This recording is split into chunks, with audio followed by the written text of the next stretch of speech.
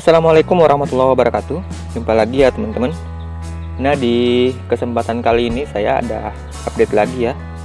Ini terkhusus untuk teman-teman yang hanya ingin menggunakan open class only, bisa menggunakan firmware ini ya teman-teman.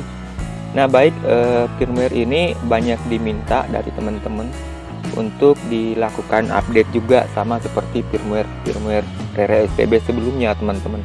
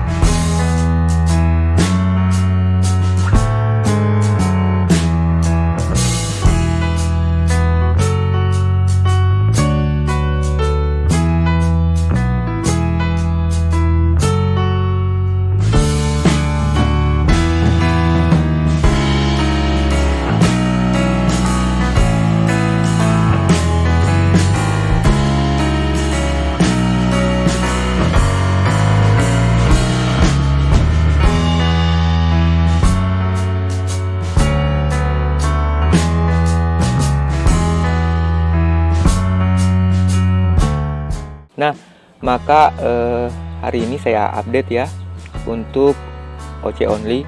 Dan ini OC only ini memang saya tidak beri versi teman-teman, karena sebenarnya hanya untuk penggunaan pribadi. Namun saya sepertinya banyak teman-teman yang juga berminat ya menggunakan firmware ini. Nah baik, di sini saya mengupdate kernel ya, bukan mengupdate sih, mendowngrade kernel ya teman-teman. Intinya saya mengganti kernel ke 5.4.128 sama seperti firmware RareSTB yang lainnya. Nah kemudian selain daripada kernel di downgrade, juga OpenClash saya upgrade ya teman-teman ke versi yang terbaru saat sekarang ini. Nah berhubung karena kernelnya downgrade, maka mohon maaf kalau WiFi tidak ada ya teman-teman. Jadi yang saya bagikan nanti tidak ada menu wireless di menu networknya, seperti itu ya teman-teman. Kemudian harap teman-teman perhatikan ya, ini juga banyak pertanyaan yang masuk, kenapa zero tier-nya, watchet dan lain-lain itu tidak running di firmware RareSTB. Itu dikarenakan karena ada di sistem startup teman-teman. Jadi masuk ke sistem dulu, kemudian startup. Itu harap diperhatikan ya. Di sini sengaja saya disable dari defaultnya karena tidak semua menggunakan aplikasi tersebut teman-teman. Jadi silakan di enable zero tier-nya di sini jika misalnya pengen menjalankan zero tier ya. Jadi tinggal dilihat saja di sini teman-teman apa-apa yang terdisable. Jadi silakan. Kalau saya sih memang external, RedSock dan OpenVPN itu memang disable ya teman-teman. Itu tidak berpengaruh meskipun disable, kecuali seperti untuk KPPS-nya, zero tier, watchet itu memang berpengaruh teman-teman. Nah kemudian di sini di interface itu tidak ada penambahan ya, sama seperti sebelumnya, namanya juga OC only teman-teman, jadi tidak banyak embel-embel interface di sini. Kemudian juga perlu saya sampaikan, di sini juga banyak yang bertanya ya, ini kenapa sehingga seperti ini tidak muncul, misalnya di sini di interface-nya itu bukan misalnya ETH2 ya, seperti itu dikarenakan harus disesuaikan teman-teman. Harus disesuaikan, jadi settingnya itu lewat file explorer, kemudian ke www ya, www, kemudian di bagian net data ini teman-teman. Nah di sini pakai enhanced editor ya biar lebih jelas. Nah ini adalah interface-nya yang harus diganti, jadi netnya tidak usah diganti, cukup yang interface-nya aja ya. Jadi di sini ada ETH1, kemudian di sini CPU, kemudian di sini USB 0. Makanya di sini kelihatan USB 0 teman-teman, terdeteksi seperti itu ya. Karena saya tersambung menggunakan USB sekarang tethering ya. Nah, misalnya juga ada yang bertanya jika mengganti IP STB itu tidak terdeteksi atau ngeblank ya. Itu dikarenakan di sini IP-nya harus ngikutin teman-teman. Jadi ini ada IP 1.1 itu disamakan dengan IP yang diganti, seperti itu ya. Jadi jika misalnya IP diganti menjadi 10.1 misalnya, tentu di sini juga harus diganti menjadi 10.1, seperti itu ya teman-teman. Nah baik, mudah-mudahan dimengerti sampai di sini ya. Nah kemudian nantinya teman-teman juga tidak perlu khawatir jika misalnya pertama kali terhubung dan file manager tidak terload dengan sempurna seperti ini, terutama di bagian icon, itu dikarenakan belum terkoneksi ke internet. Jika sudah terkoneksi ke internet dan bisa browsing, tentu di sini akan normal terbuka teman-teman. Nah selain daripada ini, juga di bagian adblock itu tidak ngeblok pada saat pertama, karena itu ada proses untuk mendownload blocked list domain teman-teman.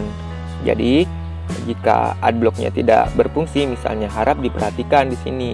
Jika tertulis enable namun di sini 0 atau jumlahnya kecil, itu harap klik reload di sini teman-teman. Tinggal diklik reload seperti ini dan akan ada proses seperti ini ya.